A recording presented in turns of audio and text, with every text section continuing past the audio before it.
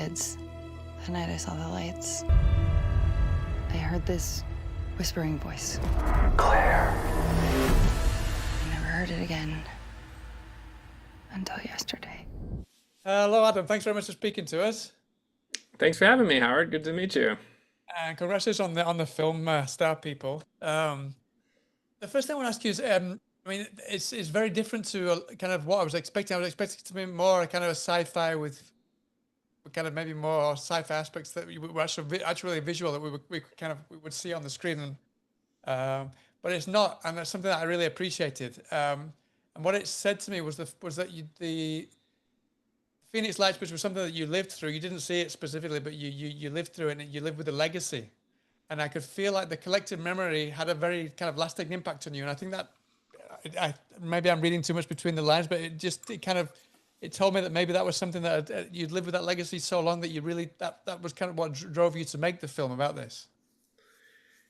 It was. I remember I was in high school when it happened. I did not see the lights, but we did have a close family friend who saw the lights, and I've met other people through the years that have seen them, and everyone who had seen them seemed to have been very moved by what they experienced.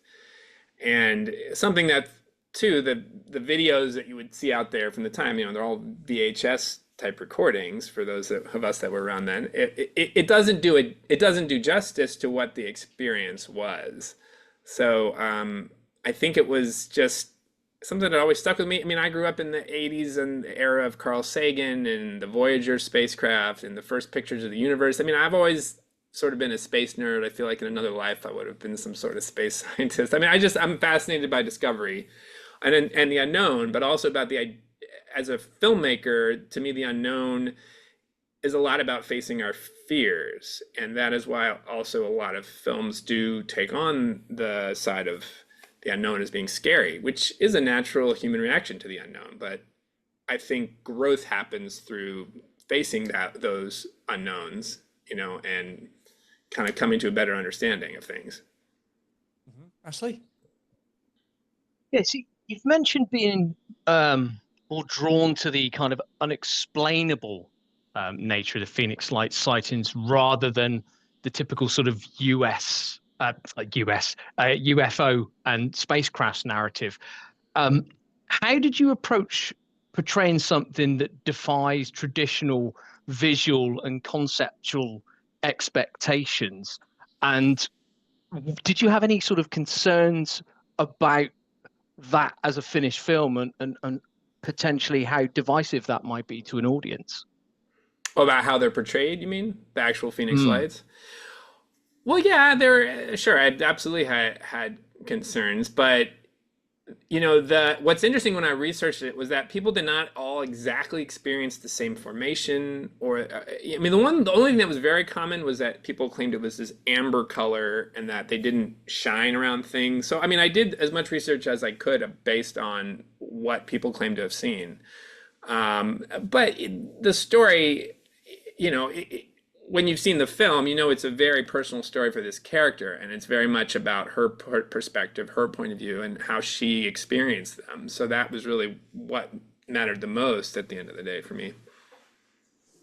Yeah, and it's ultimately about something much bigger, and I wondered if there was a touch of autobiographical elements between yourself and maybe your search for answers and that of Claire, the lead character.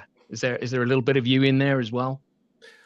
Well, there's a lot of my experiences in there for sure. And I think a lot of that character development came from a documentary I directed about 10 years ago called The Business of Recovery. And it was about the addiction treatment industry. And in the making of that film, I traveled the country in the US, meeting a lot of people in the throes of addiction who had a variety of traumas. I met a lot of experts in the field, and that experience just directing that film always sort of really stuck with me. I mean, some of the people I met during the filming died from drug or alcohol addictions, and others after the film was finished.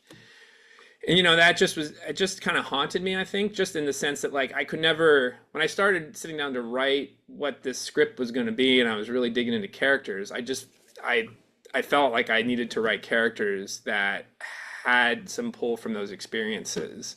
So I guess that is kind of a lot about where those characters came from. Thank you, At the same Howard. time, so sorry, yeah, there's another one of the characters who I don't want to give too much away, but there's the boyfriend character is Justin, I think it's called. Yeah.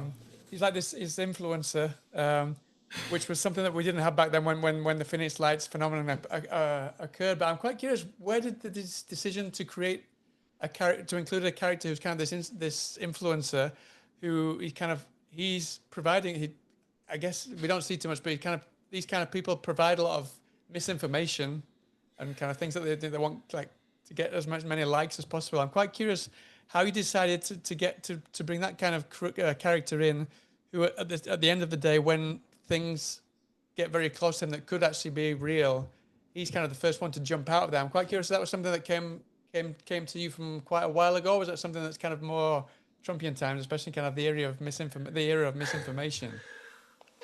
Well, I look, I mean, we live in a world now it's very fragmented, and I thought that there needed to be a character that was oppositional to Claire on a certain level in terms of understanding of the lights and motivation for finding the lights. But also his character is very earnest in his beliefs. Like, he obviously has beliefs about people he doesn't know that sort of don't match up, and that causes problems for them. I mean, that was just, I think, as I was developing the story, I mean, I needed to have different sort of viewpoints of characters. So, you can't have a bunch of people that are all like on the same page, otherwise you don't have an interesting story, I think. So, I think that was just sort of developed out of that. And, I think the authenticity too of his character not wanting to put the hard work in, and you see Claire being the one that really has a personal reason for what she's doing. That shows up in the story, I thought, really just as a way to sort of understand her better through how his character reacts. And would you say that was kind of the genesis for bringing also themes of xenophobia in there as well, or was that something that was kind of dates back to kind of since the phenomenon, and then how that's kind of the legacy that you've lived that legacy and you've seen that xenophobia firsthand?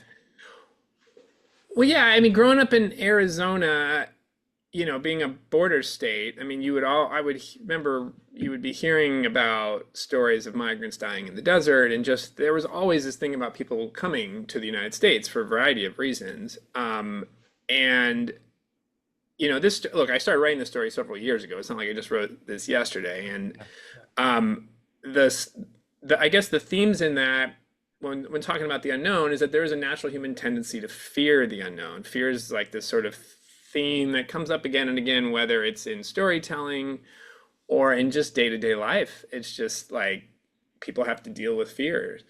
I don't know if you guys are familiar with Dune, but Frank Herbert had the great thing called the litany against fear. Do you remember that? Fear is the mind killer. Fear is the little death that causes total obliteration. Like, to me, there was a relationship between demonizing the other, demonizing the unknown, and that just seemed to, as I was writing it, just seemed to like make sense in terms of meshing these two different themes together. So that's kind of how that came to be, I guess. Ashley?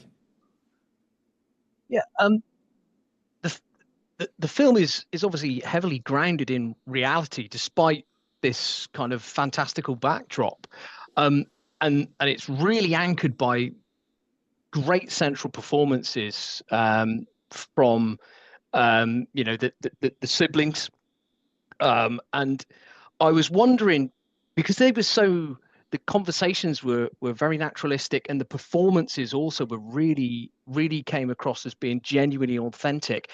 Did the cast have much time to kind of rehearse, or was this kind of more spontaneous on the day?